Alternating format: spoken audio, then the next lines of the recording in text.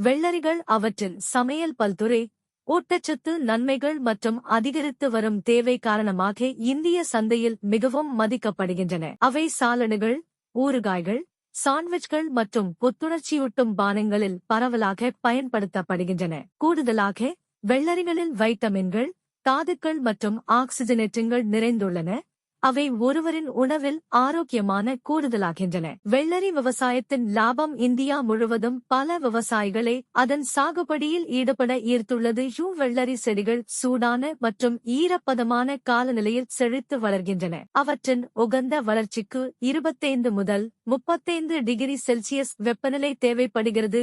வெள்ளரி விவசாயத்தின் வெற்றியில் பயனுள்ள சந்தைப்படுத்தல் உத்திகள் முக்கிய பங்கு வகிக்கின்றன. இந்தியாவில் வெள்ளரி விவசாயம் மற்றும் சாகுபடி வெள்ளரிகளின் அதிகரித்து வரும் தேவை மற்றும் பல்துறை பயன்பாடுகள் காரணமாக விவசாயிகளுக்கு குறிப்பிடத்தக்க வாய்ப்புகளை வழங்குகிறது.